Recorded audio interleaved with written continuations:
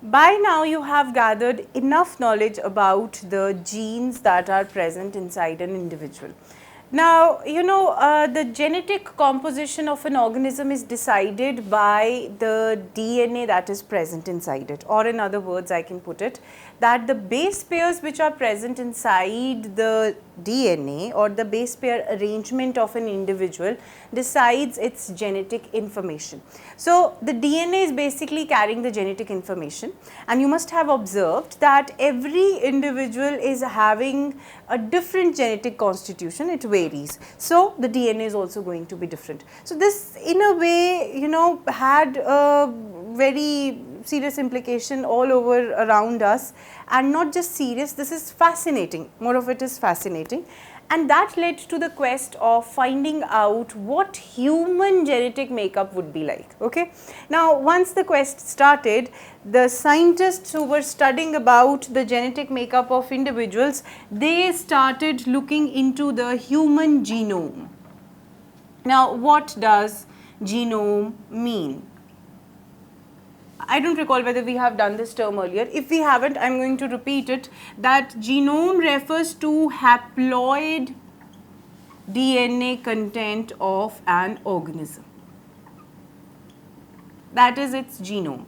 Haploid DNA content. It could be a haploid organism, it could be a diploid organism, it could be a triploid organism, but the genome, wherever it is referred, it will refer to haploid DNA content of the organism. Now, you know that humans have how many base pairs? They have 6.6 into 10 power 9, that is 6.6 billion base pairs in their entire chromosomal composition. If the DNA is to be spread out and counted, how many base pairs are there? It is 6.6 into 10 power 9 base pairs are present. And as we are talking that we have to see the genome, so we will seek 3.3 into 10 power 9 base pairs.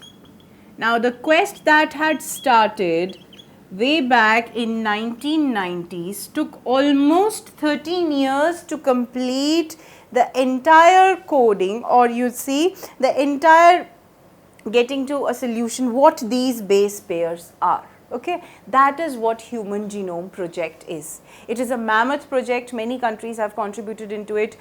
Billions of dollars have been invested in this project. In 2003 it got completed. In 1990s it began, and the quest was for finding out the 3.3 billion base pairs which are present in the human genetic composition. That means in individual cell there are as many as these many base pairs. The haploid content of the DNA was to be identified, then coded, and then presented, and then the information had to be stored as well. That part was covered in the Human Genome Project. Now, you get an idea what Human Genome Project is. The mammoth project which aimed at finding out these many base pairs using various methodologies. We talk about methodologies, but before that we have to talk about the goals of HGP. It is abbreviated as HGP, that is Human Genome Project. The developed world countries like Japan, Germany, US, UK, they contributed into this, and with their manpower, which was intelligent manpower, and apart from that they contributed with their economic strength as well in terms of money. So, they invested both manpower and money in this Human Genome Project with the goals which were, first of all, they had to identify as many as 20,000 to 25,000 approximately. There are these many genes in human genome. So, this approximate value of the genes had to be identified. All genes which are present in the genome which number to this much value, they had to be identified in this Human Genome Project. Second aim was to find out the 3.3 billion base pairs, what they are. They were to be coded. Okay, they were to be found out that how many base pairs are there and what kind of base pairs are there. Then third aim was to store this information.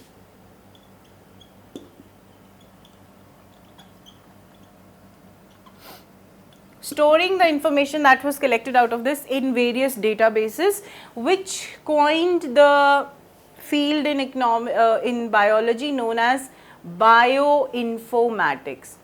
Now you see, this itself is a huge number, 3.3 billion, almost half the population of human population of the world is this much.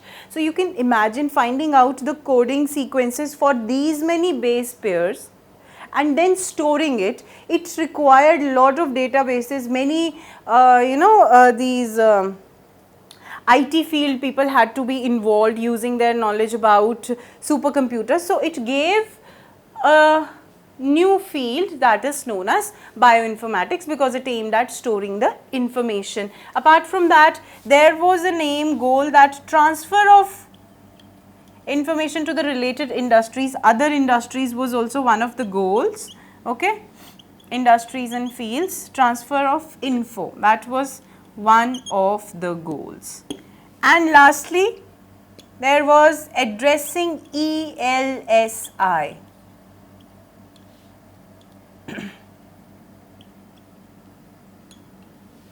What is ELSI? ELSI is an abbreviation for ethical, legal and social issues.